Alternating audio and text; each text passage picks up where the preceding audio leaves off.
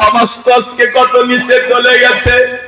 আমরা তো বৃদ্ধ বাবা মাকে পরিবারের বোঝা মনে করি, যার কারণে একটা মায়ের পেটের ভিতরে 5টা সন্তানের জায়গা হয়, অথচ 5টা সন্তান মিলে এক মায়ের পেটের ভাত দিতে পারে না।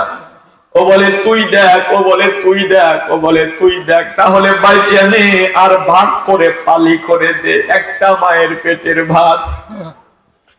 তুমি তোমার মাকে আলাদা করে দিয়েছে শেষ বয়সে এসে। তোমার মা তার ঘরের ভিতরে ভর্তা দিয়ে ভাত খায়, তুমি তোমার ঘরে মাংস দিয়ে ভাত খাও। তুমি আবার জান্নাতে যাওয়ার স্বপ্নে দেখো। আমার মতো বক্তার ওয়াজ তোমার 4 পয়সার উপকার হবে না। কেন বন্ধু জানো? বৃদ্ধ বয়সে বাবা মা সবচাইতে বড় অসহায় হয়ে যায়।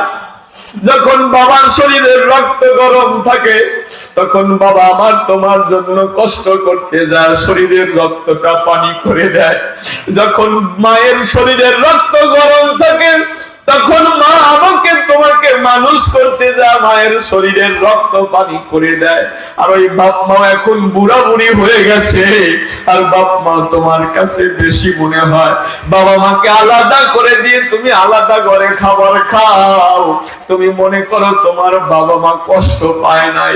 দিনের বেলাতে না হয় তোমার সাথে কথা বলে, রাত্রিতে খবর নিয়ে দেখো বাবা মা যখন ঘুমোতে যায়, বাবা মায়ের বুক জড়িয়ে ধরে বলে, স্বামী স্ত্রী রে, তুমি না বলছিলা ছেলে বড় হলে আমার দুঃখ যাবে, কই আমার দুঃখ তো গেল না।